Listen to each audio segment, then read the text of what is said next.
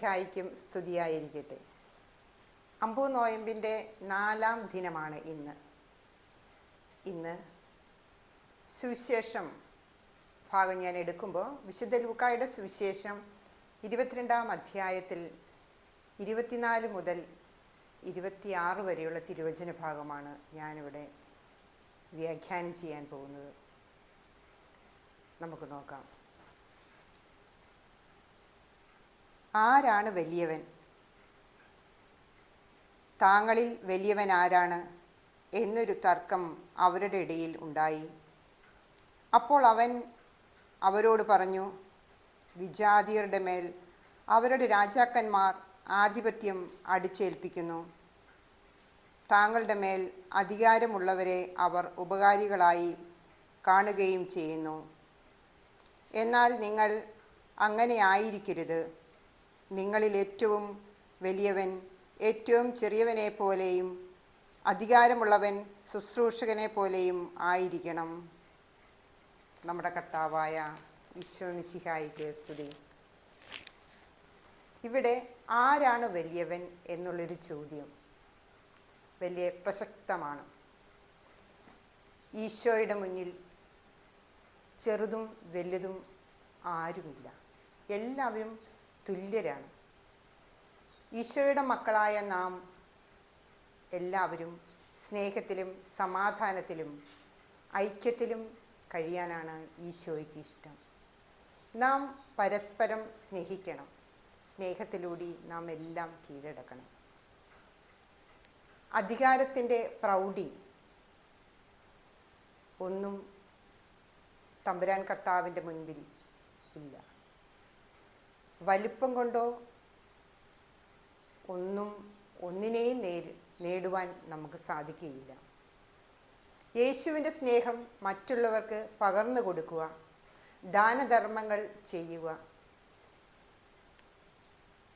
സമാധാനപൂർണമായ ജീവിതം നാം നയിക്കുക, നമ്മുടെ സുവിശേഷത്തിൽ നാം അടിയുറച്ച് വിശ്വസിക്കുക.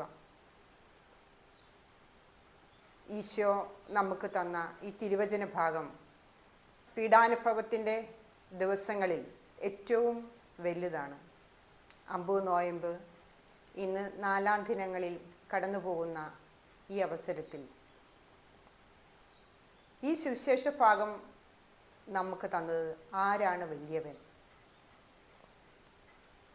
ഒരുപക്ഷെ നാം ചിന്തിക്കും, പണമുള്ളവൻ തന്നെയല്ലേ വലിയവൻ. ഭൂമിയിൽ പണമുള്ളതും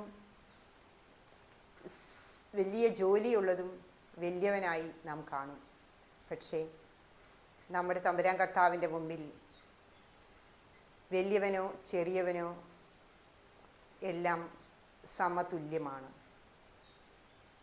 യേശുവിൻ്റെ മക്കളായ നമ്മളെ ഓരോരുത്തരെയും ഈശോ സ്നേഹത്തോടെ തൻ്റെ അരികിലേക്ക് മാടി വിളിക്കുന്ന വചന സന്ദേശമാണ് ആരാണ് വലിയവൻ.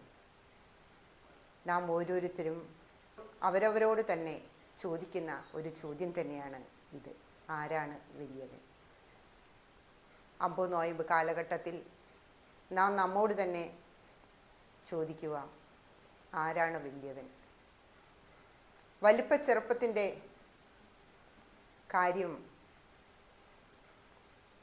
നമ്മുടെ ഇടയിൽ ഉണ്ടെങ്കിൽ നമ്മളോട് തന്നെ നമ്മൾ ചോദിക്കുക. ലോകത്തിൽ നാനാ സ്ഥലങ്ങളിൽ സ്വത്ത് തർക്കത്തിനും സാമ്പത്തിക തർക്കത്തിനും അതിര് തർക്കങ്ങളിലും ഏർപ്പെടുമ്പോൾ നാം പരസ്പരം ചോദിക്കുന്ന ഒരു ചോദ്യമാണ് വിശുദ്ധ സുവിശേഷത്തിലുള്ളത്.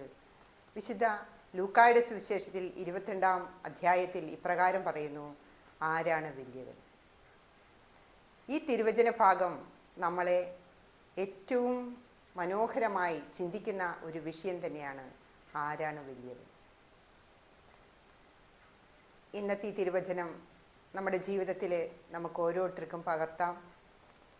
ഈ ചോദ്യം നമ്മുടെ ഉൾക്കണ്ണുകൾ കൊണ്ട് നമുക്ക് കാണാം. പരസ്പരം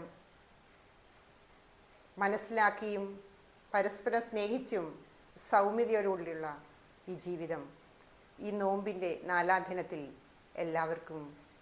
എല്ലാവർക്കും നന്മകൾ മാത്രം വരട്ടെ എന്ന് പ്രാർത്ഥനയോടെ ഞാൻ എൻ്റെ ഇന്നത്തെ ഈ സുവിശേഷം വചന ഭാഗം നിർത്തുന്നു. ആമേൻ.